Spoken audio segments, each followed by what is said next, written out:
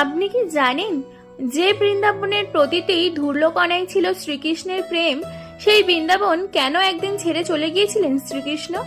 গোপীদের কান্না উপেক্ষা করে কেন মথুরার পথে পা বাড়িয়েছিলেন তিনি?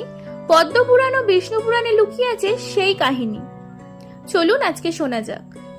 বিষ্ণু পুরাণ অনুযায়ী কংসের অত্যাচারে সমগ্র মথুরা ভীত হয়ে উঠেছিল। তখন দেবতারা জানতেন শ্রীকৃষ্ণের জন্মই হয়েছে অধর্ম বিনাশ করার জন্য। বৃন্দাবনে কৃষ্ণ ছিলেন শুধু গোপীদের প্রাণ নয়, সমগ্র ব্রজবাসীর হৃদয়। কিন্তু তার অবতারের উদ্দেশ্য ছিল প্রেম নয়, ধর্ম রক্ষা করাও। পদ্মপুরাণে বলা হয়েছে পৃথিবীর পাপ ভার কমানোর জন্যই ভগবান বিষ্ণু কৃষ্ণ রূপে অবতীর্ণ হন।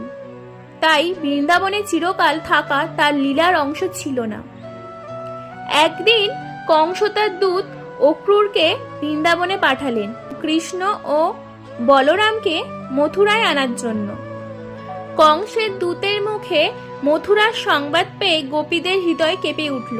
তারা বুঝতে পেরেছিল কৃষ্ণ হয়তো আর ফিরে আসবে না। বিষ্ণু পুরাণে বর্ণিত আছে গোপীরা কৃষ্ণের রথের সামনে দাঁড়িয়ে তাকে যেতে বাধা দিচ্ছিল।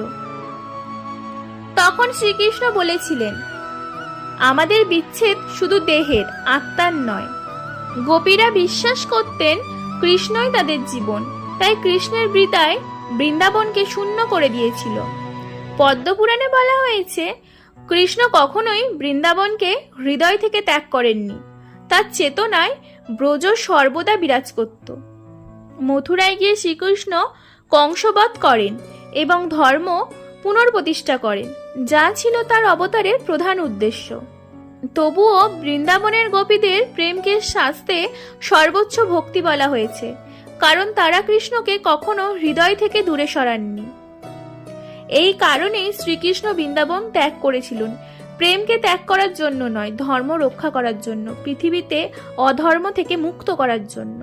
ভিডিওটা ভালো লাগলে অবশ্যই কমেন্টে জয় শ্রীকৃষ্ণ রাধে রাধে লিখতে ভুলবেন না।